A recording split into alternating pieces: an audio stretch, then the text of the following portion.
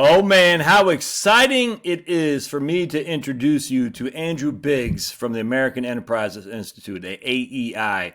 Man, I've been following Andrew for a long time. In fact, I cite him in this book, page 88 to be precise, where he says about, I'll read it verbatim what I say. It's actually weird how many economists and others are flummoxed by our decrease in savings rate. Yet Andrew Biggs, one of the preeminent scholars on all things Social Security, was previously a deputy commissioner at the SSA, Social Security Administration, writes, the logic is straightforward. When taxes go up, people work less. When Social Security benefits go up, people save less. And that's, there's no retirement crisis. There's none. The whole thing is silly. Silly on its face. It's I don't know why people are doing this, actually. I don't know what the issue is I'll leave it for other psychologists to figure out what's going on to cause people to have all this panic and promote a panic that's literally not out there. Andrew actually gave me he referenced a video which I got on my YouTube channel, which I just posted a link to, about the 1972 the pension. Hold on a second, let me show it to you right here. 1972 pensions on NBC News, the Broken Promise documentary. 1972. So if you type in YouTube, 1972 pensions, the Broken Promise documentary is a 47-minute video on pensions. No one liked them back then. It was absolutely, and I'll show you the thing here. I don't know what that guy is. It's actually, you can see that right there. Is actually right there. There it is. 1972, and only 5,400 people have watched this, and they only posted 4 months ago. I'm sure there's other ways you can watch that, but they talk about how dastardly the pensions were operated back then. I mean, literally, they give you a couple examples of just grown men crying because what they were told was stolen from them. There's no other way around it. And they talk about, I think he said Hoffa, how does he get a 1.7 million payout when the pensions are going bankrupt? What's that about? So you can't get $300 a month as a worker, but Jimmy Hoffa, I guess he said, it sounded like he said Hoffa, I presume it's Jimmy Hoffa, got a $1.7 million payout. What's that about? You see what I'm saying? And it's actually, it looks like they even quote Ralph Nader in there, which kind of chuckled because Ralph Nader, from those of us on the right, has always been problematic. But, Ralph Nader did have some good things too. And I'm telling you, man, it's there's more than just a false dichotomy of left is bad, right is good, or vice versa. There's good and bad on both sides. Anyway, the point is the pensions that everyone seems to think, we'd just frolic through the park if we just went back to the old days of the pension. Those days never existed, man. So ERISA comes along, and I did not know this, but pensions are not covered under ERISA. For the government pensions. They're not, which is freaking scary. So ERISA comes along in 1974 saying basically if you're going to offer a pension, you doggone better have it funded. And all corporate America says, we're not going to do that. We're going to go to a defined contribution plan instead and let the employees have more control over their wealth. The only way to do it. And yet everyone and their mom today is like 401ks are scams. You're being screwed. It's insane. It's the exact opposite. You have more control, you have more wealth, and you dictate your own retirement. You're not relying on some freaking corporate actuary and hoping that they have some money to give to you. It's the weirdest thing. It's like we're living in a bizarro world. The pensions were completely corrupt, front, center, and back, every which way to Sunday back in the day, and yet we're acting like that was the way to go, and 401ks are bad. It's kind of like when they regulated gas because there wasn't enough gas, they wanted people to burn coal in the late 70s and early 80s. Like, wait a second. Back then, they said you can't. They put limitations on your ability to burn gas because we're running out. This is for horizontal fracturing and whatnot, horizontal drilling and hydraulic fracturing. But back then, it was like gas was at a premium, and we had to use coal to heat your homes because we had to put limitations on gas. And now we fast forward 40 years and the whole thing is just upside down. It's crazy. And this is the issue of just living in today and not recognizing the world for what it is. Anyway, so let me share with you Andrew's biography. Just a great guy. He actually had a dog on his lap too. Any man who keeps a dog at work is a good man for me. And where's my man here? I guess he's running out with my wife because she gave him a treat. All right, so here's Andrew. I'm a huge fan of AEI for sure. But anyway, so we'll see his bio. Resident scholar at AEI, where he studies Social Security reform, state and local government pensions, and public sector pay and benefits. Let's go down here. He was Associate Director of National Economic Council for the White House in 2005. His analysis for Social Security in the Cato Institute in 1999 to 2003. He's staff member of the President Bush's Commission to Strengthen Social Security, Director of Research, Congressional Institute, and he was a Deputy Commissioner for the Social Security Administration 2006 to 7, Principal Deputy Commissioner in 2007, and you can see that. He worked for the Social Security Administration from 2003 to 2006. He's got a PhD in government from the London School of Economics. It's actually interesting. I thought he must be from Ireland or something like that because he got Belfast, Cambridge, London, and London School of Economics, or at least from the UK. And it turns out he's not. I think he says from New York, actually. So it's kind of interesting. But anyway, lots of great articles by Bipartisan Policy Center. I'm not a big fan of them, but I guess Andrew's in here, so we might have to read that article for sure. Here's some good news for parents struggling to save for retirement. I'll read that and do that later. But what I love about Andrew is he just recognizes, man, there's no retirement crisis. Things are looking good. And we talk deep about Social Security. And I talk about the low cost versus the intermediate cost, the high cost, about increasing the bend points. And Andrew and I would see eye to eye on many things. I actually think you increase the second bend point from 32% to 50%. To get a benefit to lower and middle class earners out there, and that would reward them for their labor, by the way. Andrew doesn't say yay or nay on that, but he agrees with me that why would we expand Social Security benefits for those who don't need it, the Bill Gateses of the world, and I completely agree. Anyways, it's an interesting conversation. I love it. I love Andrew, what he does. I'm so glad he was able to take the time to let me interview him. I think you get a lot out of that. So he's on Twitter. I'm not on Twitter, my friend. So, whatever. I don't even know how you follow someone on Twitter. I have no desire to do that. Presumably, he's on LinkedIn. I guess that's his Twitter things. Biggs AG. All right, there you go. I don't see anything on LinkedIn here. But if you want to, and there's his email address. And just a good guy. All-around good guy. All-around one of the good guys in the business for sure. I don't see anything on LinkedIn. Anyway, read his stuff. If you're worried about running out of money in retirement, just read Andrew's stuff and you'll quickly not worry so much. All right, so stay tuned. We'd love to hear your suggestions. I will put a link in the show notes for this pension crisis thing from 1972. It's just weird how many people say, we need the pensions. And it's just weird. I'll put a link for the show notes. Watch that and comment too, for sure. All right, we'll see you next time. Thanks now. That same year, 45%. All right, so I'm recording. Okay, so welcome, Andrew. I cannot wait to have this conversation. And I just did the intro before.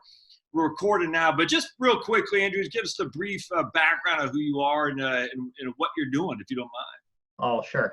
Well, my job is I'm what's called a resident scholar at the American Enterprise Institute, which is a large think tank in Washington, D.C. There I focus on issues like Social Security, retirement savings, public sector pensions, public sector pay issues. In addition to that job, I spend about half my time, I'm a member of the federal government's Financial Oversight Board for Puerto Rico, helping handle the bankruptcy there, dealing with the pensions there.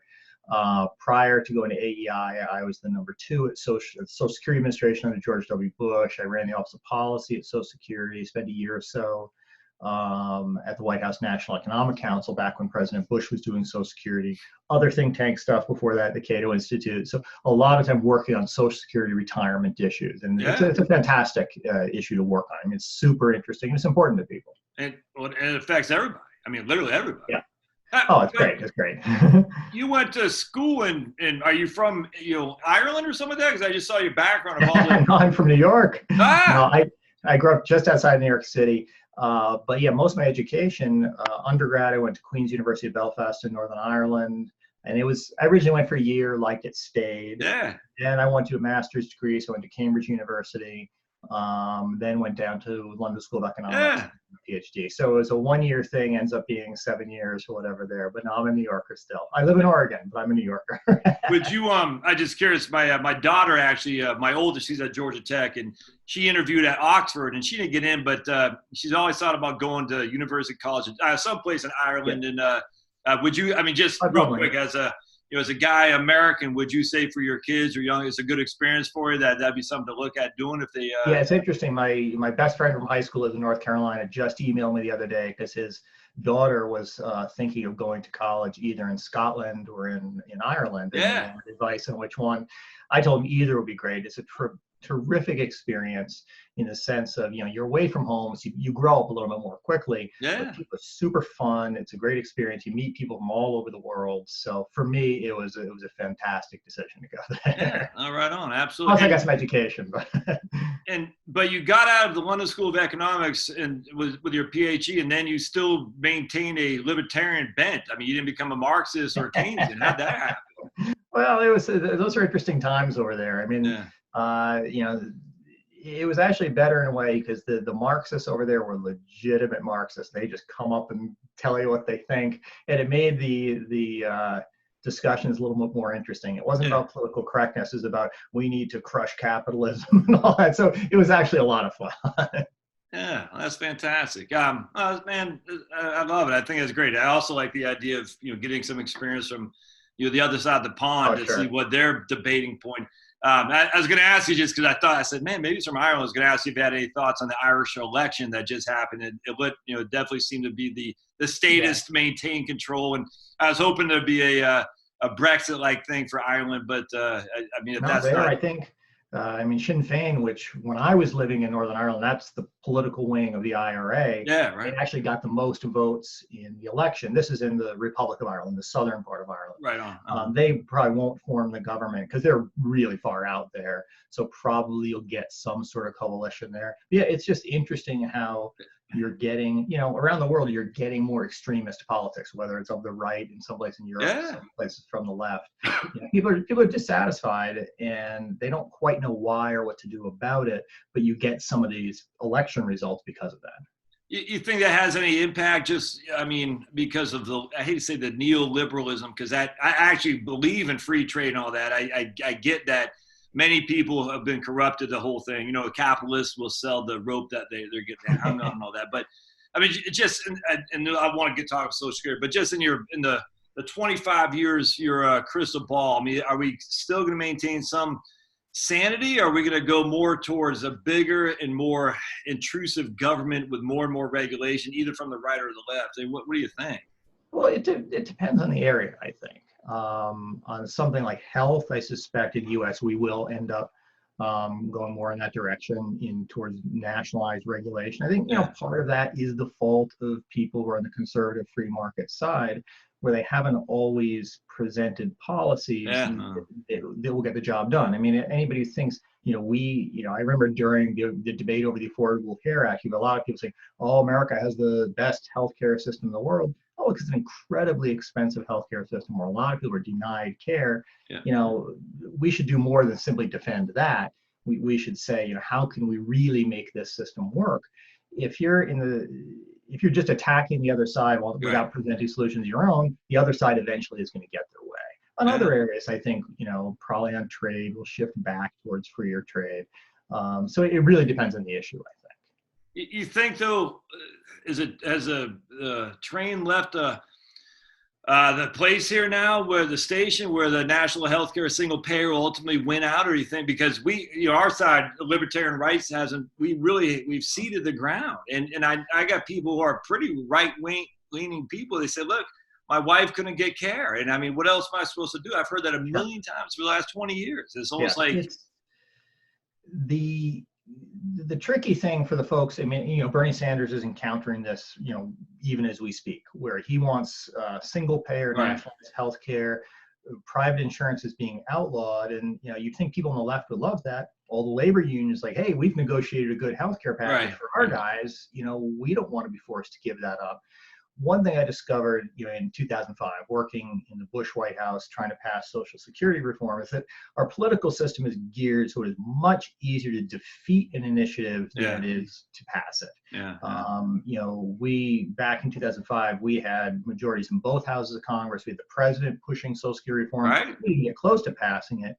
With Obamacare, the Affordable Care Act, they had the president, they had huge majorities in both houses of Congress. They barely passed it, and it really hasn't changed things all that much.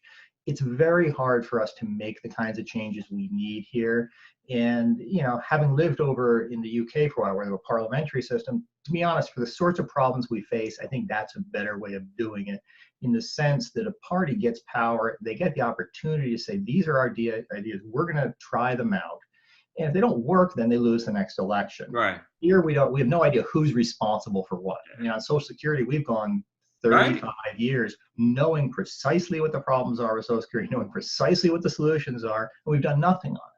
And that's just bad stewardship of the program, which is, it's the biggest federal spending program, biggest tax most people pay, biggest source of income for most retirees. And for 35 years, we've done nothing to fix it. And that's, it's part of a problem with leadership, but it's also a problem with just the system is geared. It's very hard to pass actual legislation. So if you're afraid of what's going to happen, Bernie Sanders, whatever, I think be less afraid of that. That it's harder for them to do things. Yeah. You see it with, the Trump administration now. They ran on, okay, we're going to, do immigration and build the wall. They've done very little of that, to be frank. And what they're doing now is relying more on the regulations, executive orders, things they can do without Congress. But on other issues with other parties, other candidates, it'll be the same way. So there's less reason to be optimistic if your guy wins. There's less reason to be fearful if the other guy wins. That's a good point, because if Bernie doesn't, I don't think he's gonna, but if he were to win, we know at the end of the day, a lot of that stuff is just gonna be, it's not gonna happen. But other than executive order and regulation. Sure. I look back over the 8 years of the Obama administration. I didn't vote for him. I wasn't a huge supporter of him. Right. But the idea, look, life in America is basically the same today as it was, 10 years ago. And so the idea that any given candidate or elected official is going to destroy the country. I mean, we've had controversies under President Trump and all this debate and all that, but by and large, the country itself is running pretty well. Yeah. So a lot of it is people exaggerate both the good and the bad of what an elected official can do.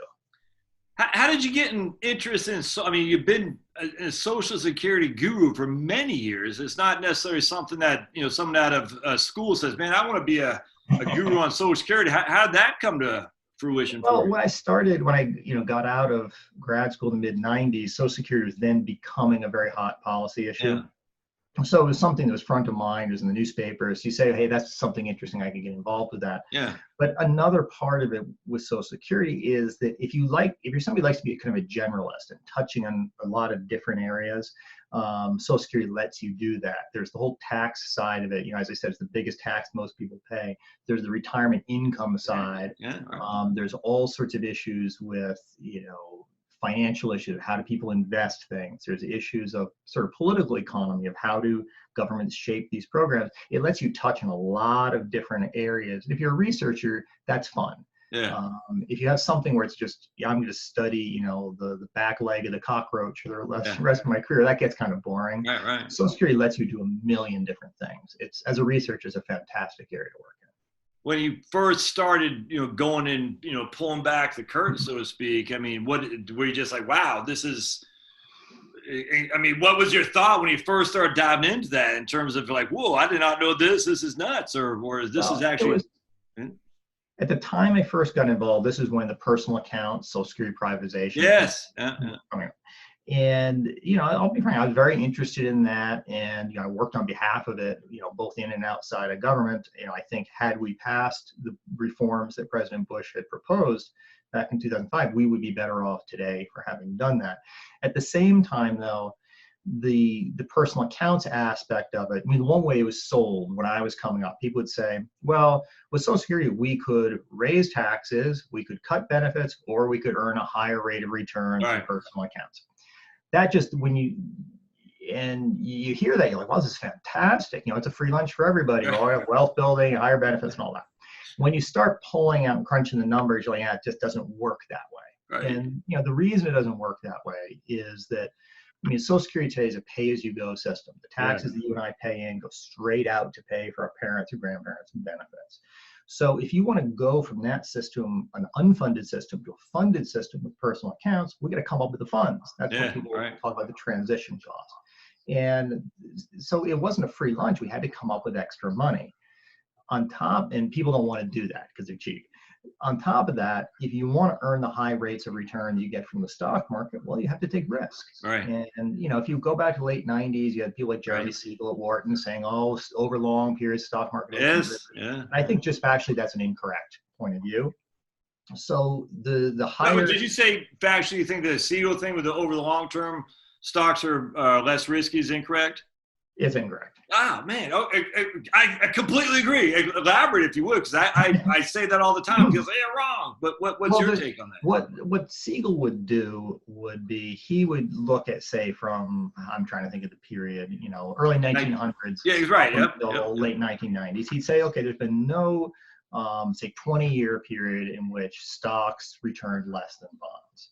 And he'd say, okay, that shows over the long run, stocks are less risky than bonds. This produced the Dow 36,000 and all that. Right, exactly. Statistically, the problem was he was taking his statistical sample would be, say, let's say 1910 to 1930, 1911, 1931, 1912, 1932. They're not independent samples. So his actual statistical sample, 20-year periods, they're non-overlapping. It's like 4 or 5 or something. So statistically, you can't really say it. But there's a bigger picture reason for it. And it's that the financial markets are not in the business of giving you money for nothing. The higher return the stocks pay over bonds is called a risk premium. Exactly. And it's just, if there's no risk, they're not going to pay you a premium. Wall Street's not in the business of giving you free money. Right. And you could do this. I could just do a little kind of Excel spreadsheet Monte Carlo simulation, just show you that if stocks are following a random walk, the average return might grow less volatile over long periods, but the actual outcomes, the dollar amounts you get, the spread gets bigger. It doesn't narrow down, it gets bigger. And this is a 5-minute thing to demonstrate to somebody. And so if you guess wrong on stocks, if you're, 1 standard deviation below the mean, over the long term, you're screwed. You're dead.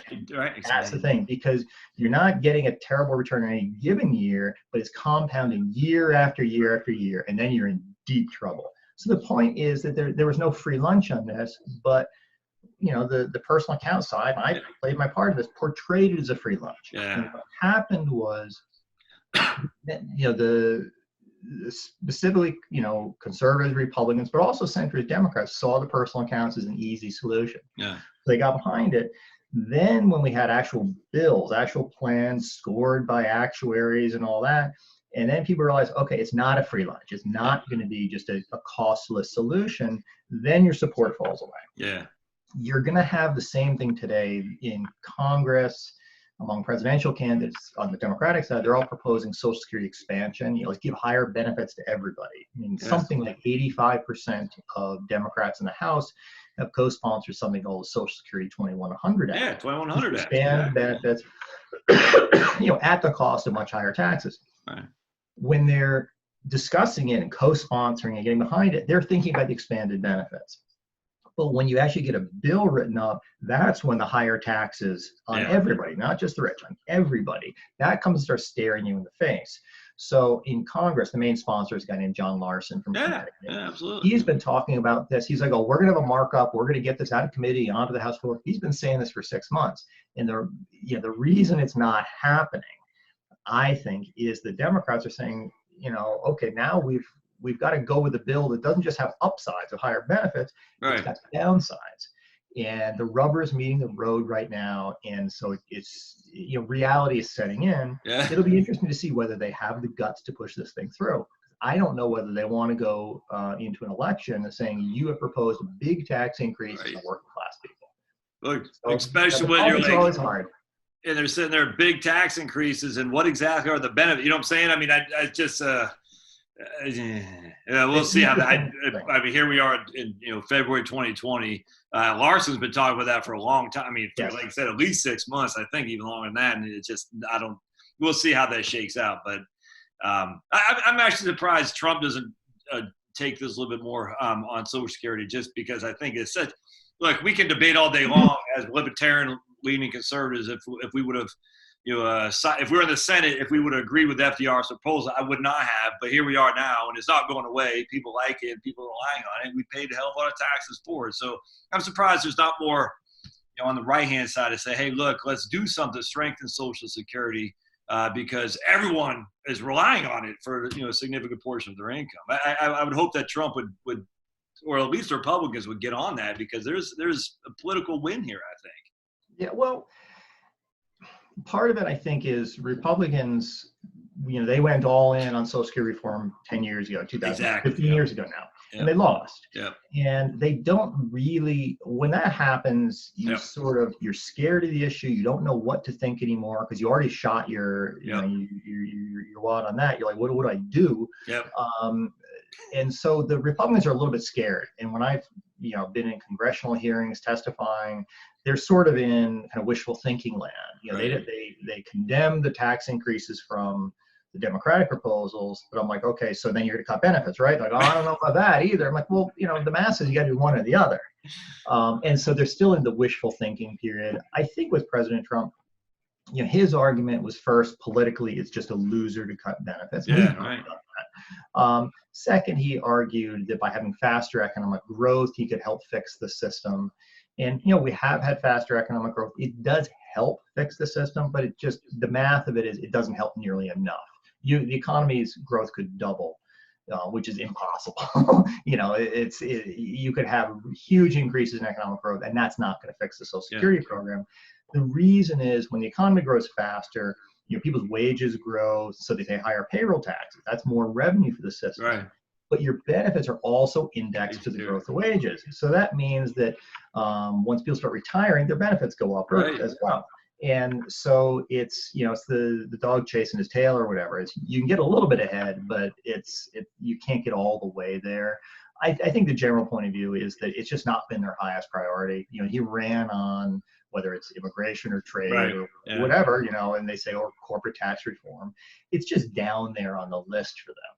And so I think the idea is, until you have a clear strategy of what you want to do, an idea of how you're going to get there, it's just keep it on the back burner. And I think that how you're going to get there part is important. I mean, I remember, again, going back to the 2005 period, I remember that. Asking people in the Bush administration, okay, we've got these ideas for social reform. How are we going to make this happen? How are you going to get this thing through Congress?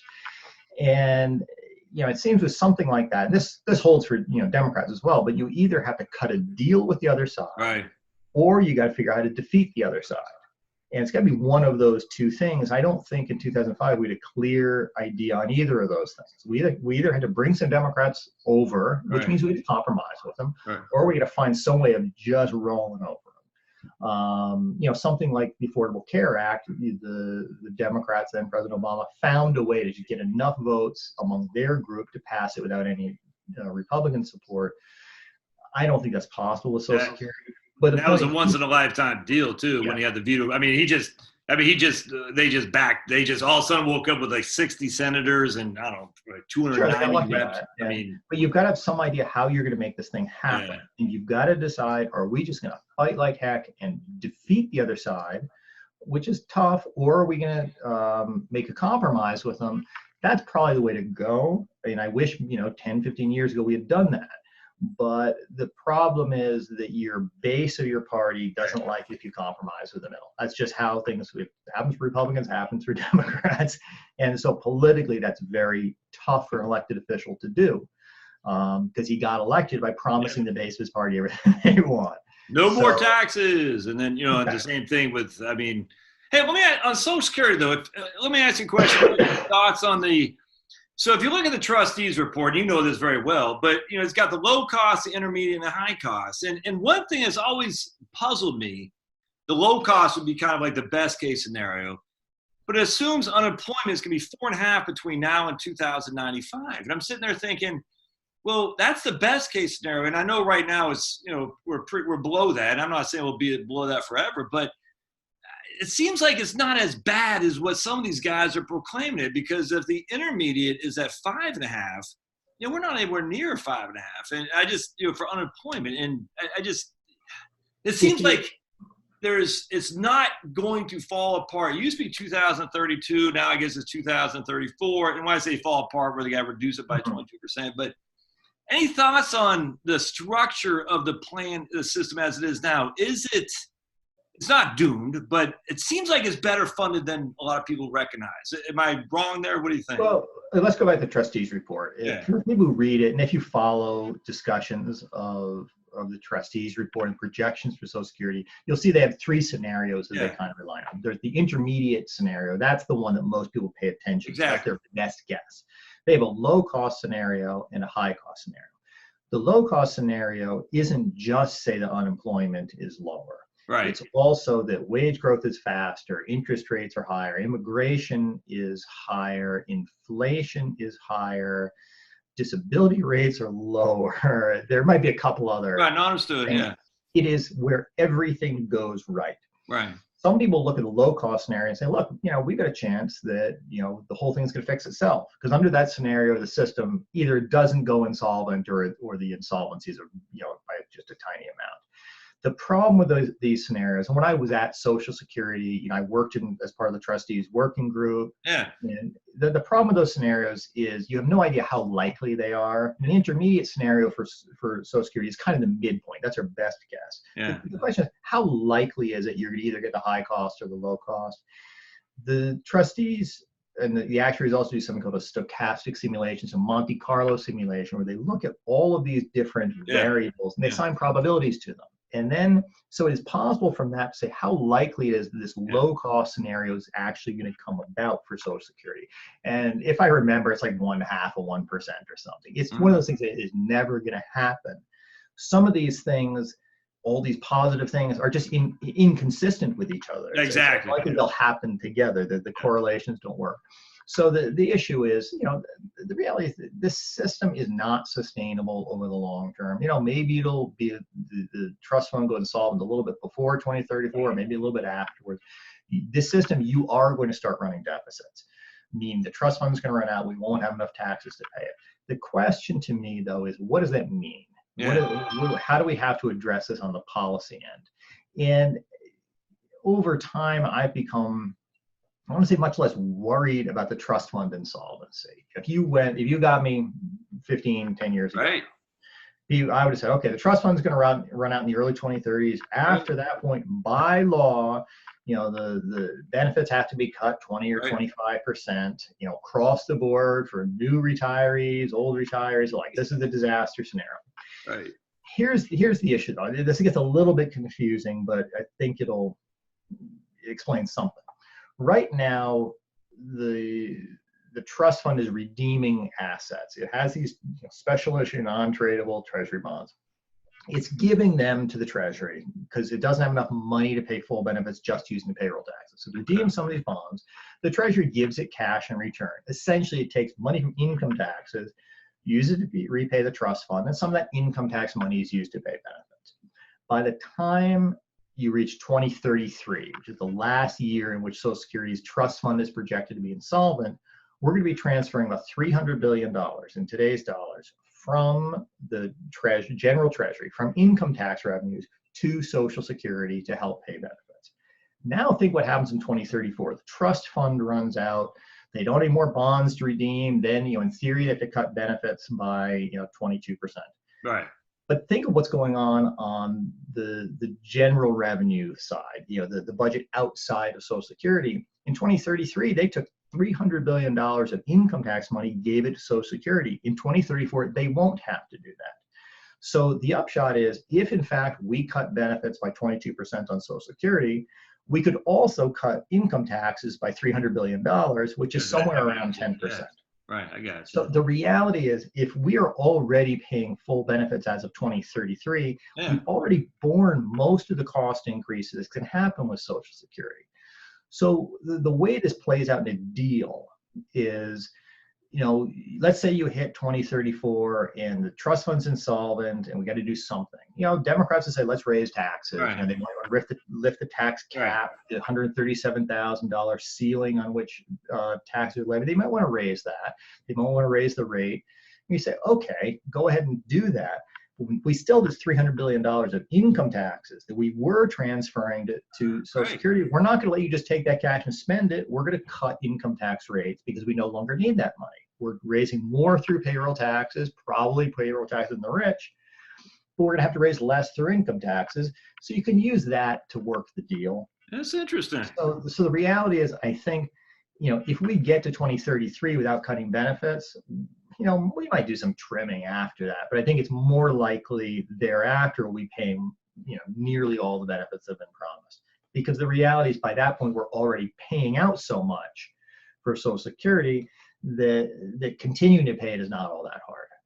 And so if we cut by 20%, well, in theory, but just for simplicity, you're going to save 20% on payroll tax because we're going to cut 20%. So it's kind of like a wash in that regard, somewhat. Is that what what you're saying? If you cut benefits by 20%, all those income taxes you were transferring to Social Security in 2033, come 2034, you don't need those income taxes anymore. What are you going to do with them? Exactly. Right. Exactly. So exactly.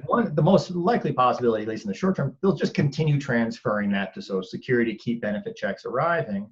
But if they want to cut a deal, what they could do is say, let's raise taxes on Social Security a bit, the payroll tax rate, payroll tax cap, but those income taxes, we can cut them a bit because we don't need them anymore for Social Security. That's how I think a deal can play out. I've never heard anybody really talking about it because they're not really focused on it. But if you were to run, a budget simulation or work the spreadsheets on this, you'll see how that plays out. That's interesting. Yeah, I never lying around. Hey, what do you think if they, let's just use Warren Buffett because he pays less in taxes than a secretary, so he tells us. What if we, instead of raising payroll tax, raise the cap, right? Because I'm self-employed. But nope, you need to get that. I'm going to let the dog out. He's yapping. Hey, Andrew's got a dog at his heels, just like old Pablo.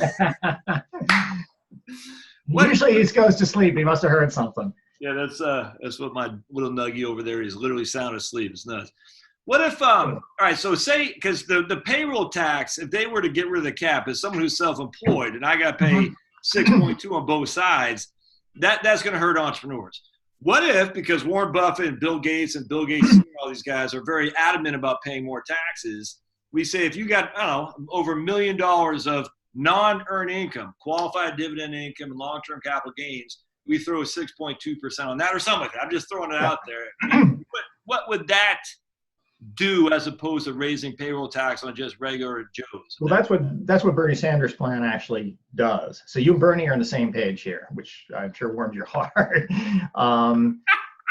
Bernie Sanders' proposal for Social Security would right now, your Social Security taxes are levied on wages up to about $137,000. That cap increases every year, but you pay taxes on those earnings, and you only earn benefits based on that first $137,000. You're not earning any more benefits on that. What Sanders and most of the Democratic plans would do, they would take that cap and they'd phase it out. So, by the 2040s, people would be paying payroll taxes on their entire wages. That still raises the issue of if you're Warren Buffett or a hedge fund guy or one of these characters, most of their income is not wage income. Exactly. It's capital gains, dividends, things like that, carried interest or whatever. And so Sanders' argument is, why are we not taxing that? So he imposes a 6% tax on any non-wage income, any investment income that people would have, for the high earners. And that gets to the point that you're raising. In theory, you can do this. I have nothing against the idea of a basic Social Security benefit, prevent against poverty, of funding that just with income taxes. A lot of countries do it. It doesn't bother me that much. The problem comes at the same time that progressives are saying, we want to fix Social Security entirely in the backs of the rich. They're saying, we're going to do this to protect your earned benefits. I'm like, look, if it's an earned benefit, you, the worker, got to pay for it. And the reality, if you look at where Social Security is today, the issue, I hate to say, is the people who expect to get paid their full benefits when they retire, this year, next year, and the following years, they have been told for 30 years if they wanted to get full benefits, they had to pay higher taxes. If you go back to a New York Times story from 1985, 1990, it reads exactly like the story on Social Security today. It says, due to demographics, the system's going to run out of money. We either have to cut benefits or we have to raise taxes. Right. Well, the people of America, through their political choices, and you can find this in opinion polls as well, they chose to basically do nothing. there was not majority support for raising taxes. There was not majority support for cutting benefits. There wasn't majority support for anything. All right. So what happened was that the folks who were participating in this program, they chose not to pay higher taxes. But when, all through their careers, the last 30 years, they should have been paying more, but they weren't. And now they're retired, they're going to be outraged that they don't get the full benefits they claim they earned. Right. The problem is they may have earned the benefits, they didn't pay for. They didn't pay the taxes to give them those benefits. And it's one thing if I'm a conservative guy, I don't want to pay higher taxes, but I'm also not getting morally outraged that you won't pay me a Social Security benefit that I didn't pay for myself.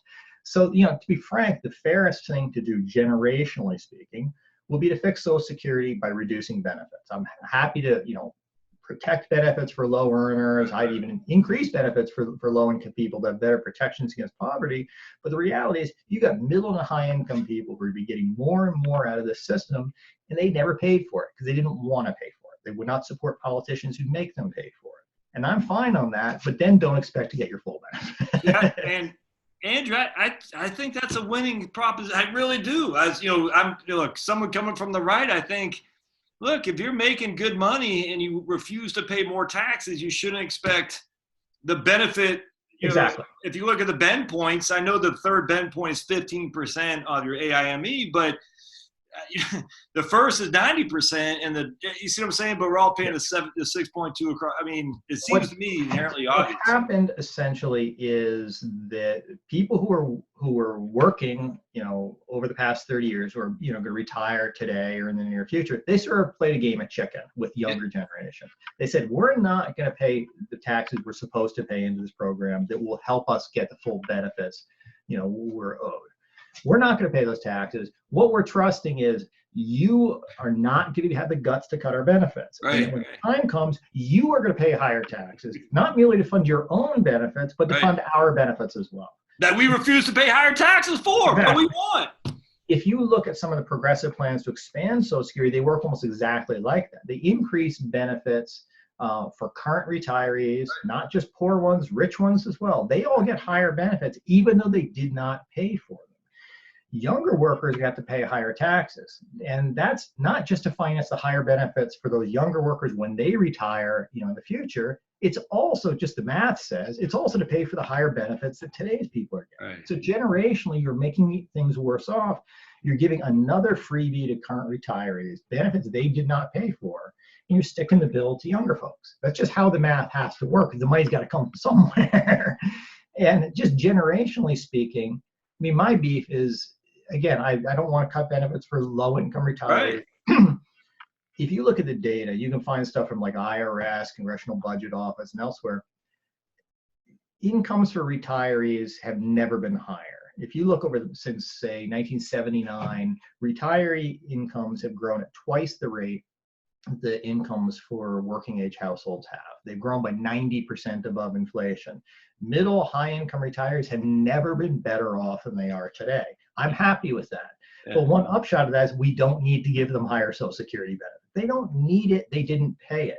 Look, if you've got a system that is highly underfunded, and we have budget problems, throughout, not just in Social Security, we have Medicare, the general budget.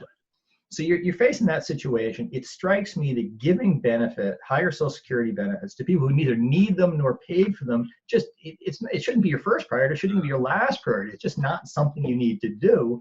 And yet that is where presidential candidates are today. It's where congressional Democrats are today. And I think it's foolish for them. And the reason it's foolish is they've got other things they want to do. They want to do Medicare for all. They want to fund your college education. They want to do more in housing, pre-kindergarten, all that kind of stuff. If they were to say, we're going to pass these Social Security bills to give higher benefits to rich retirees, that's going to soak up all the money available to do all these other things. And so they've got to prioritize and say what really matters to us. If they were smart, it'd be Medicare for all or whatever. Right. Higher benefits for retirees who neither paid for them nor need them. It's just, that's going to soak up all the money you could use for other things. Kevin Drum from the Mother Jones, is he the Mother Jones? He had written an article about it along these same lines. He goes, this is stupid. There is no retirement crisis. And we're focusing on something that doesn't exist when we could be focused on things that, the left would love to see. And I just, so what is making people, so the NIRS, and I'll be non-political here, but they're a left-wing group. I mean, the Centers for Budget Priorities, they're all these guys, NEA, they're all through there. And so they do this report, as you've talked about, and I've talked about too on my YouTube channel, just saying we're all going to die. You know what I'm saying? We're all going to die. We have no money. It's fake. And I'm sitting there thinking, I don't get it, man. I literally don't understand. If I'm Bernie Sanders, and I'm not, look, I don't care, but I'm just saying, if I'm Bernie Sanders, I'm getting these, people in my mouth from the NIRS, the National Institution of Retirement Security, and then the annuity group that they changed their name now. I forgot what it's called. Anyway, some kind of annuity. Why are so many people despondent about retirement when the actual numbers are so blindingly obvious that, like you said, the vast majority of middle-income Americans are doing just fine. Sure. Never before have they ever been better in retirement. What's going on? It's an interesting kind of thing. I spent some time thinking about this. I mean, I agree with you on the numbers. I spent a lot of time looking at the numbers on retirement savings, retirement incomes, poverty rates. All of that has never been better. Exactly. And, objectively speaking, the retirement environment, the retirement universe we're living in has never been better than it is today. And, I'm happy to give numbers on that. The question is, why does everybody think the opposite? Exactly. 75% of Americans think we face a retirement crisis. Why do they think that? There's a couple of reasons. One, I think, is there is just natural pessimism and fear. Retirement is the scariest sort of thing. You reach retirement age, you're out of the workforce. If you don't have enough money, you don't have a lot of choices. Right. You're scared of it. But they're not uniquely scared today. I've done some work where I've looked at data from the Health and Retirement Study, which is a kind of a government-funded data set. And I looked at people who are, say, in their 50s, who they're asked, how do you think, your income is going to change in retirement? Big chunks and say, I think my income's going to drop at retirement. I'm going to follow my standard of living. It's not going to work. But then I look at that same group of people 10 years later, after they'd retired, the vast majority of them say, I'm doing as well or better than I did before I retired. You find the same thing. Gallup, their survey of retirees, 8 out of 10 say have enough money, not just to survive, but to, quote, live comfortably. But if you go back 10, 15 years and ask and see what working age people told Gallup, they said we're all going to be doomed. But you're the same people. So part of it is just people are naturally afraid of this stuff. You have all, and they just, I said the retirement crisis is all around us. It's happening to everybody except for us. I mean, Vanguard did a survey where they asked people, do you think America faces a retirement crisis? 50% or so said yes.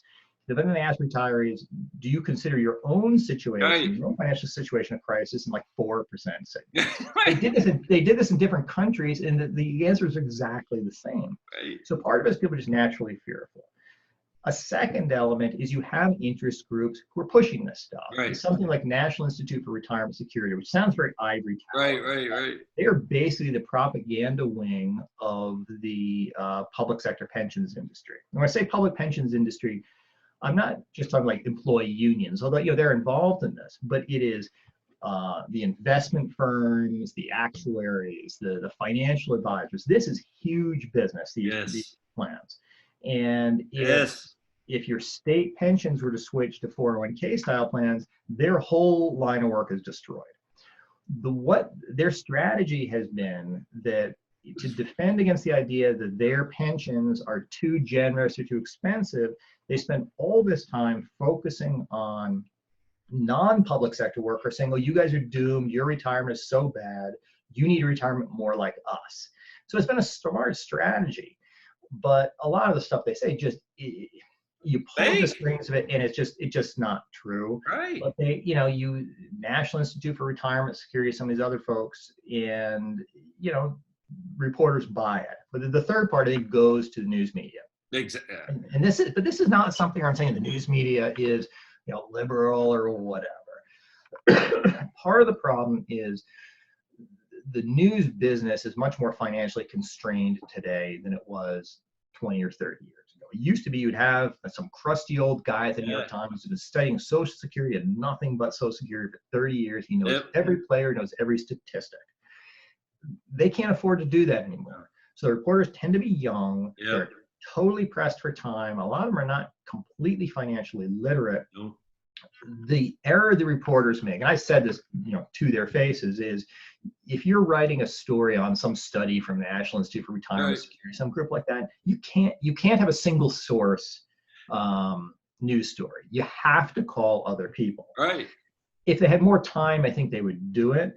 But you see these stories that come out that are essentially repeating the press release Exactly. of one of these interest group studies. Crazy. And so you have something where the reporters, they're not super financially literate themselves.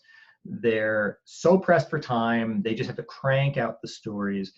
The themes coming from these studies align with their priors. Everybody, these reporters are worrying about retirement same as everybody else. If they see a study that says we're all doomed, they're like, okay, I guess we're all doomed, let's print it. But you can just tear these things to pieces. These studies, they use bad data, they use misleading definitions. I mean, one example just from this past week from National Institute for Retirement Security, they got headlines saying, Americans are supposed to have a three-legged stool of retirement income sources. Only less than 7% of Americans have this. Right. And I worked with Social Security Administration, and that's where the three-legged stool idea came. And the idea was you'd have Social Security, you would have an employer-sponsored pension, meaning a DB plan or 401k, and you'd have personal savings or investments. Right. Now, the way the NIRS gets this three-legged stool statistic is they define it as Social Security, a defined benefit pension, and a defined contribution pension, all from your employer. Yeah, right. Now, very, very few employers give you both a DB plan and a 401k. They don't do it today. They never have done. Right. And so they get this tiny statistic. But I said, look, let's just go to data and say what percentage of retirees have Social Security, an employer-sponsored retirement plan, and personal savings or investment, meaning income from interest, dividends, or rent. That's not 7%, it's something like 49%. Right. So, and the people who don't have any of that tend to be very low income folks. And this is universal. I mean, you see statistics from the Government Accounting Office, the GAO, saying, well, half of near retirees don't have retirement savings. That statistic, it excludes people with defined benefit plans, all public employees. They say that's not retirement savings. Right. So if you put them in, it's really 3/4 of Americans have retirement savings. It's all fake. I'm sitting there thinking.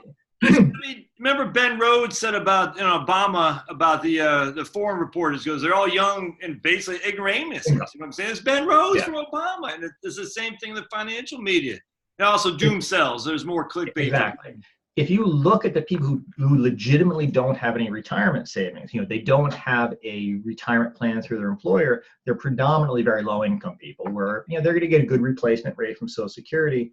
But even then, I looked at people who are retired today who have no employer sponsored plan. They have no defined benefit pension. They have no income from a retirement account like 401k or IRA. And you say, oh, surely they're doing badly, right? Well, they're not. In fact, a lot of these people are small businessmen.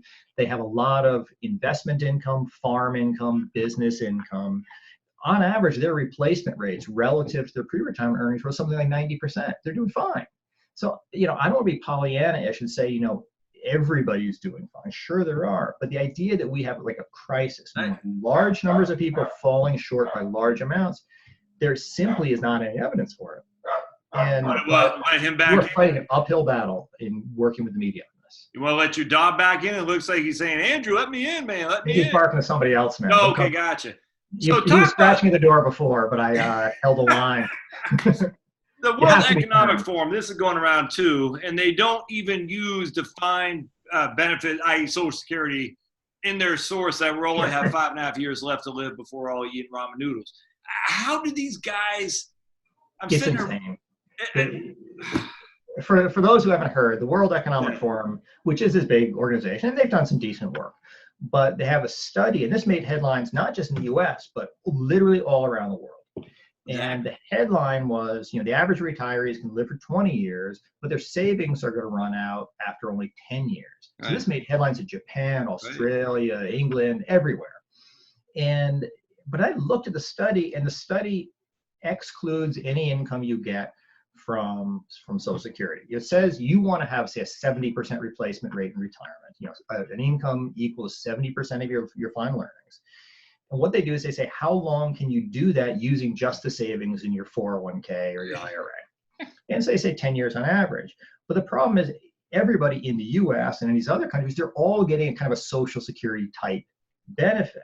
When I recreated the numbers and said, okay, let's assume their guy gets Social Security, then how long will his savings last? He wants to top up the Social Security to get to a 70% replacement rate. How long will his savings last? Well, it's not 10 years, it's 30 years.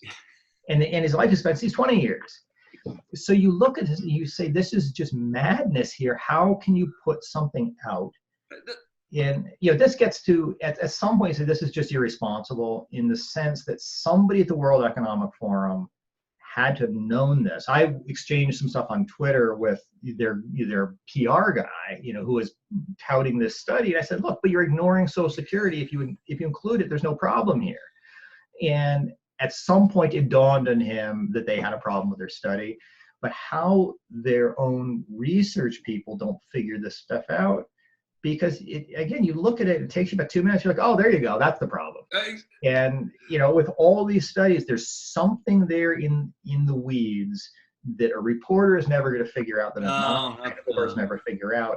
But you say that little assumption is what's driving it. Let's assume, okay, I'm happy to grant that if we eliminated Social Security benefits tomorrow, a lot of retirees be in a lot of trouble. Right. If we're not going to eliminate them, and the World Economic Forum's own study says we're doing fine, so why can't these guys just shut up?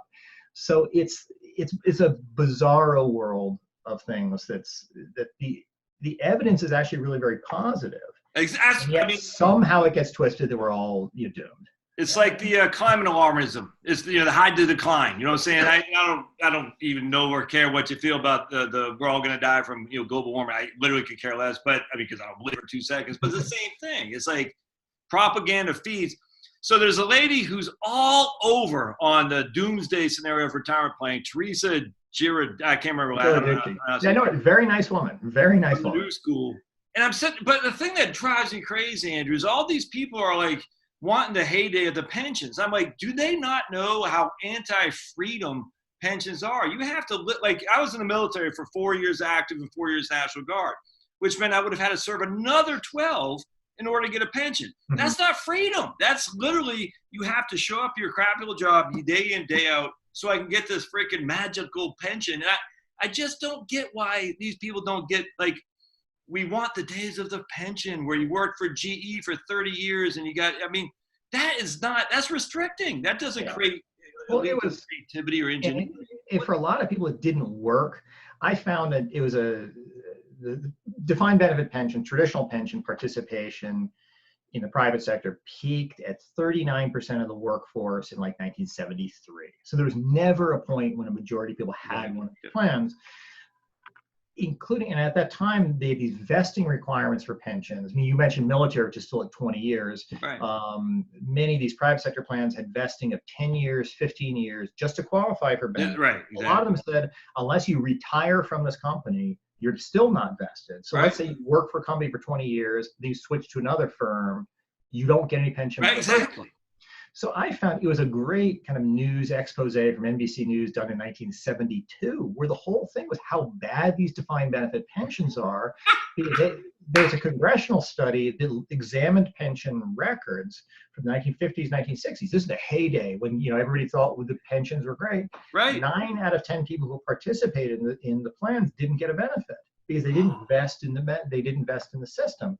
So what you had was at that time was employers were willing to sponsor these traditional pensions because most people never got a benefit. Plus, the funding rules were really lax. Yeah. So the employers didn't fund very much. And if the employer went out of business, you didn't get anything. In 1975, the federal government passed a bill called ERISA. Yeah. And what that did with traditional pensions is said, look, if you're promising people a pension benefit, if they're participating, the vesting rule would have to be 5 years, 6 years, whatever. So they've got a reasonable chance of getting the pension. Plus, if you're promising benefits, you actually have to fund them. Right. It was at precisely that point, 1975, when pension participation started going down. Yeah, so the reality is once employers were required to actually pay a benefit and to fund the benefit, they stopped offering the plan. The interesting thing is if you go into the state and local government sector, where those defined benefit pensions are still going on, ERISA doesn't apply to them. So they can do 10-year vesting. They also fund their benefit. For each dollar of benefits that the pension promises, the state and local pension probably puts aside half as much money today as a private pension is required to do. So they have the same kind of rules that were in place for private sector pensions back before the 70s, back before ERISA.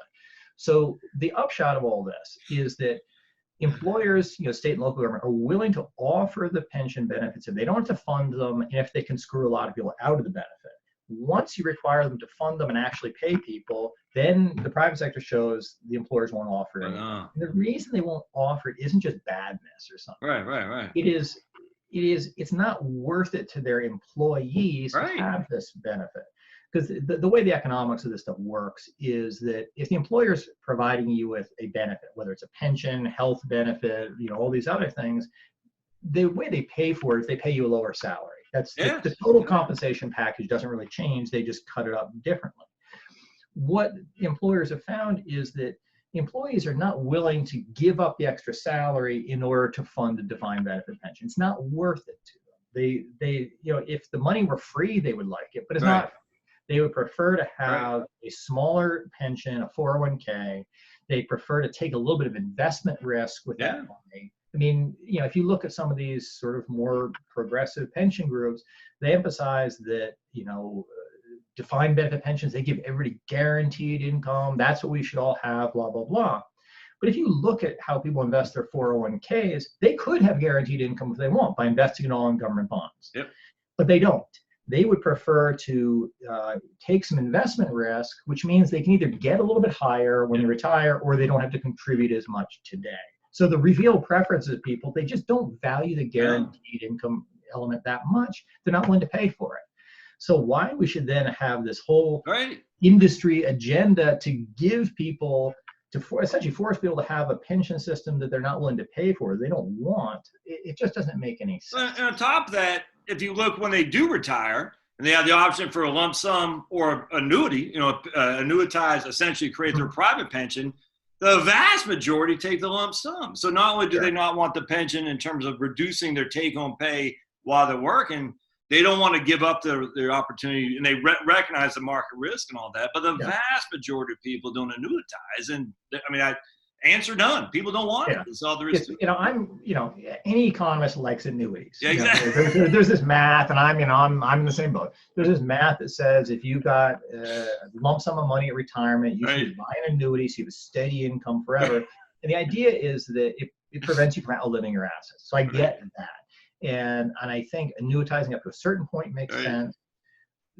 Buying a deferred annuity to protect you against poverty and old age, that's cheap insurance to get. That's great.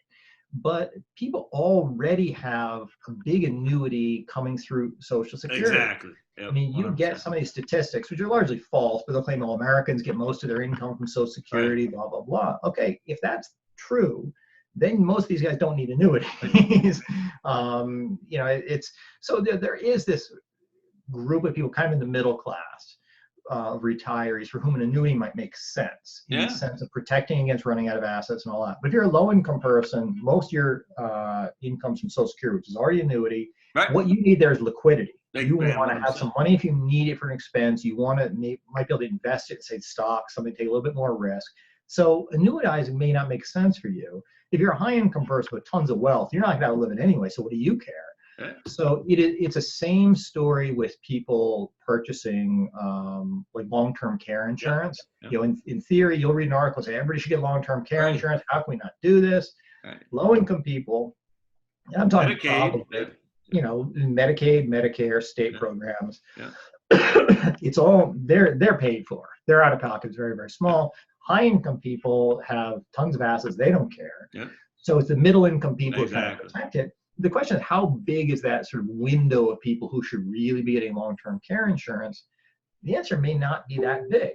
And there's been studies done by folks at Rand Corporation out in California. They do great work, but they found that the typical household, even over the course of their retirement, pays maybe $5,000 in long-term care costs. So these scare stories, $100,000 a day, or whatever it is, crazy.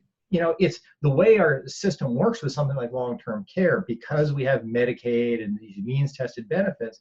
For that small slice of people who are actually paying a ton of money for long-term care, it tends to be high-income folks who have a lot of assets to do it. The low-income folks who are going to be bankrupted don't.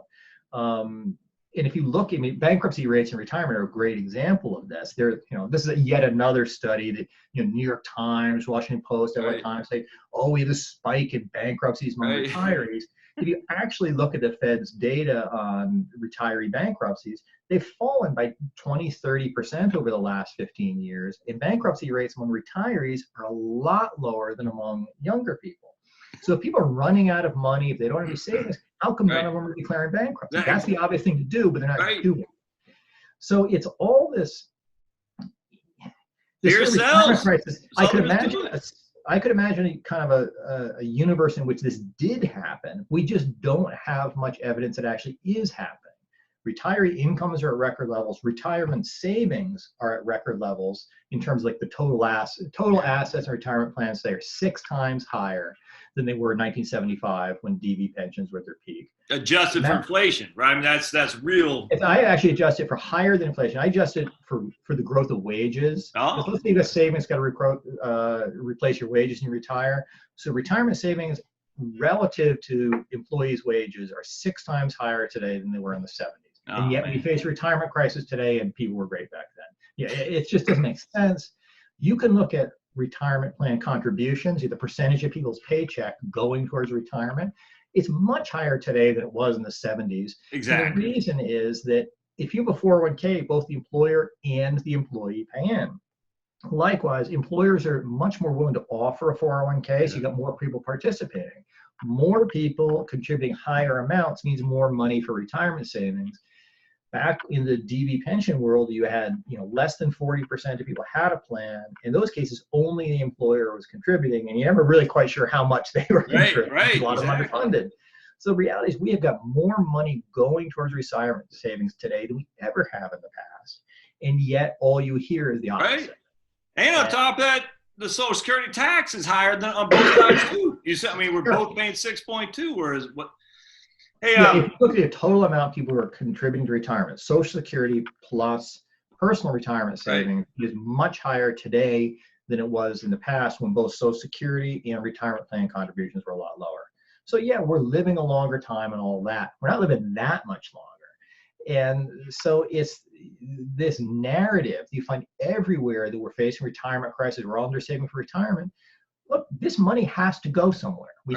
You can look in the national accounts, you can look in Federal Reserve data. We have so much money set aside for retirement, far more than the average OECD developed country, far more than these guys. That money can't all go to the top 1%. The reason for that is if you've got a 401k, there's a cap on how much you can contribute. Exactly. $15,000, $20,000 a year. So Bill Gates can't contribute more to his 401k than I can. So, Bill Gates got plenty of money outside of 401k. I'm not saying that, but the actual money in retirement plans does have a skew towards the upper middle class. So it's, that money's got to go somewhere. There's tons of it. It's just really hard to paint a picture where vast majorities of Americans are under saving. National Institute for Retirement Security tells us 80% of Americans. There is just no way that is, and I could break it down and say here's why the number is incorrect. But just on its face, there's no way that number is correct given the amount of money we save for retirement. That's why I say, show me the evidence. Whenever I hear these numbers and people on my YouTube channel like, didn't you read this or read that? I said, or like the Susie Ormans of the world, you need 10 million to retire. I said, just show me the evidence of where that is coming from. And let me dive into that because I actually enjoy that. And there is no evidence. There's no evidence unless you're overlooking Social Security, which is stupid. Don't do that. Or it's silly. And yet, we just get caught up in that negative. If it bleeds, it leads. That's journalism 101. I get it. But nobody's going to click on a story that says, hey, retirement savings. Exactly. Well. I don't know if you ever watched The Simpsons, but they used to have a thing where they're protesting outside the White House. Everything's good. Everything's good. Nothing wrong here. It's like, no one does that, man. I saw a study today out of Fidelity that 401k savings account balances are at record levels. The number of millionaires with 401ks at record levels. Is that going to lead the Washington Post, New York Times? No. It's all true, but it's not going to lead.